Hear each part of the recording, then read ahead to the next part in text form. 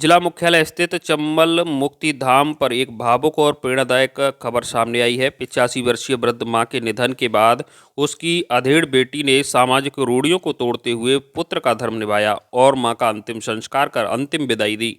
मृतक कमला देवी के कोई पुत्र नहीं थे। उनकी 3 बेटियां हैं, जिनमें रीता सबसे छोटी है। रीता ने बताया कि 14 साल पहले उनके पिता का निधन हो गया था। इसके बाद परिवार की जमीन पर ताऊ के लड़कों ने कब्जा कर लिया।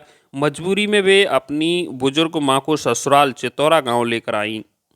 बीते 5 वर्षों से मां की तबीयत लगातार खराब चल रही थी। वह चारपाई पर थी और चलने फिरने में असमर्थ थी। बेटियों ने पूरी श्रद्धा और सेवा भाव से मां की देखभाल की। सोमवार को कमला देवी का निधन हो गया।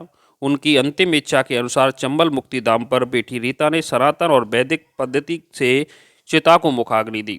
बेटी द्वारा मां का अंतिम संस्कार किए जाने से मुक्तिधाम का माहौल भावुक हो गया। रीता ने बताया कि मां का उससे विशेष स्नेह था और मां चाहती थी कि वही उन्हें अंतिम विदाई दे। मां की इच्छा को पूरा कर उन्होंने पुत्र का फर्ज निभाया। आगे भी वैदिक रीति से सभी क्रियाकर्म संपन्न किए जाएंगे। औंडेला की रहने वाली हूँ। चितौरा ससुराल है, चितौरा में ब्याही थी। पति का नाम विनीत कुमार शर्मा है।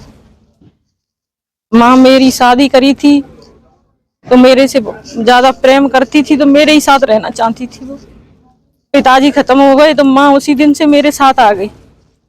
कम से कम 12, 13, 14 साल हो गई उनको मैंने ही सेवा की थी। अब तो वो 5 साल से खाट में थी, तो खाट में मैं ही सेवा करती थी। मैंने ही रखी है।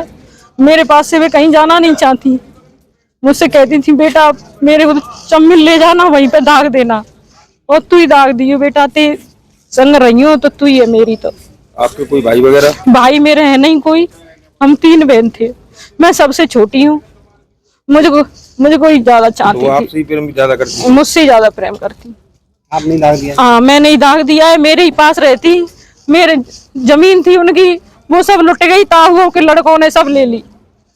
कुछ नहीं है उसके पास, कुछ नहीं था। मैंने जो अथी थे मैं नाम कर गई वे।